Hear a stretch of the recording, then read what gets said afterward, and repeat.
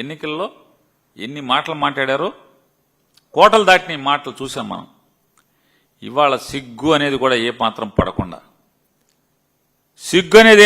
పడకుండా, అరే మొన్న అట్లా చెప్పామే, ఓట్లు అడుక్కున్నామే, మన నమ్మారే అనేటువంటి ఇంగిత జ్ఞానం కూడా లేకుండా, అంటే తోలు మందమైపోయి బాగా ఈ రకంగా ఇవాళ తప్పుడు నిర్ణయం తీసుకుని కాలేజీ మొత్తం అప్పనంగా ప్రైవేట్ వాళ్ళకి అప్పచెప్పేయటం. ప్రైవేట్ వాడికి అప్పచెప్తే ఏమవుతుంది? కాలేజీ ఒకటే కాదు, హాస్పిటల్ కూడా ప్రైవేట్కి ఇచ్చేస్తారంట, గవర్నమెంట్ హాస్పిటల్ కూడా ప్రైవేట్కి ఇస్తారంట. ఇవాళ ఈ మెడికల్ కాలేజీల్లో పీపీపీ అంటే ఏంటి అసలు? అది పీపీపీ కాదు, 4వ పి సైలెంట్గా ఉంటుంది. ఈ 4వ పి సైలెంట్గా అంటే people's property, private's profit. People's property, private's profit కింద ఈ పథకం తీసుకొచ్చారా కాదా? మీరు తెచ్చిన 4 పిలో 1 పిని మింగేసి మాట్లాడుతున్నారు కదా మీరు. అది అంటే సైలెంట్ కింద అనమాట. ఇంగ్లీష్లో కొంత గ్రామర్లో చెప్తాడు కదా, అది సైలెంట్ ఇది సైలెంట్ అని. ఈ 4వ పి మీరు సైలెంట్ చేసి ఎవడికి దోచిపెడతాకని చెప్తున్నాను. ఎక్కడన్నా మీరు ఈ పాలసీ, మీరు ఎన్నికల్లో ఏం చెప్పారు? మెడికల్ కాలేజీల్లో జగన్మోహన్ రెడ్డి గారు పెట్టిన 150కి 40 సీట్లు, 42 సీట్లు, అది మొత్తం మేము అది కూడా మెరిట్లోకి తెచ్చేస్తామని చెప్పి కోతలు కోసి ప్రతి చోట సూపర్ స్పెషాలిటీ హాస్పిటల్ నిర్మాణం చేస్తామని చెప్పి, లేదా హాస్పిటల్ని బలోపేతం చేస్తామని చెప్పి, ఇవాళ ఇది చేయటాకి, ఈ మోసం చేయటాకి మీరు ఎవరితో ఉన్నా ఎక్కడన్నా చర్చించారా? ఎక్కడన్నా ప్రజల నుంచి అభ్యంతరాలు స్వీకరించారా?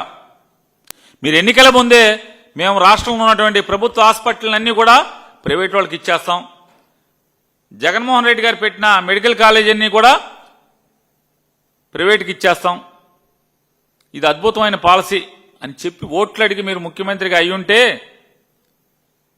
ఖచ్చితంగా మీరు ఎవరిని అడగాల్సిన పని లేదు. ఎన్నికల ముందు మీరేం చెప్పారు? మోసం చేస్తున్నప్పుడు మీరు ప్రజల నుంచి అభ్యంతరాలు అడగాలా అక్కర్లేదా? అడగలేదు. పోనీ చట్టసభల్లో ఏమన్నా చర్చించారా ఎవరితో అన్నా? అంటే తండ్రి కొడుకులు మీ ఇద్దరు కూర్చుని వ్యాపారం మాట్లాడేసుకుంటే సరిపోతుందా? ఇవాళ ప్రజలు ఇచ్చారు కదా, 1 కోటి మంది రాష్ట్ర ప్రజలు ఇవాళ ఛాలెంజ్ చేస్తున్నాం. నారా చంద్రబాబు నాయుడు గారు, నారా లోకేష్ నాయుడు గారు,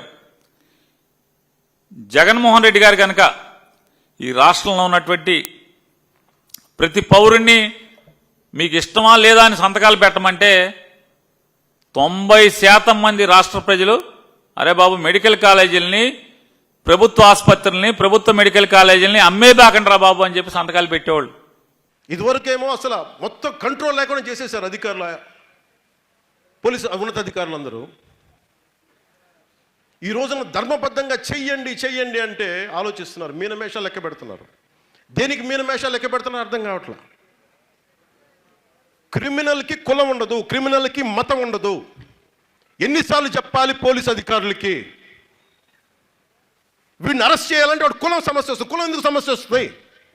ఒక 3 ఏళ్ల ఆడబిడ్డని రేప్ చేసి చంపేస్తే కులాన్ని వెనకేసుకొస్తారా మీరు?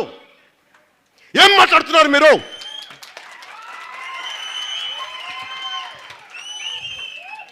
మీరు ఐపీఎస్ కదా మీరు చదువుకుంది. ఇండియన్ పీనల్ కోడ్ ఏం చెప్తుందో మీకు? భారతీయ శిక్షణ స్మృతి ఏం చెప్తుందో మీకు? క్రిమినల్స్ని వెనకేసుకు రమ్మని చెప్తుందా మీకు?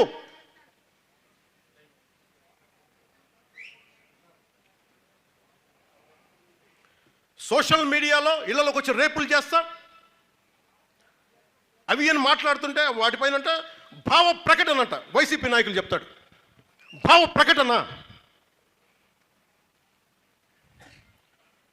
తెగేదాకా లాక్కండి, తెగేదాకా లాక్కండి. సహనం ఎంత ఉందో ఈ ప్రభుత్వానికి, తెగింపు కూడా దానికి 10 ఎక్కువ ఉంటుంది, గుర్తుపెట్టుకోండి. అధికారంలో ఉన్నాం కాబట్టి సంయమనం, చేతగా కాదు. పోలీసు అధికారులు కూడా చెప్తున్నాను, డీజీపీ గారికి కూడా చెప్తున్నాను, ప్రజల ఆవేదనను మీకు ఈరోజు తీసుకొస్తున్నాను.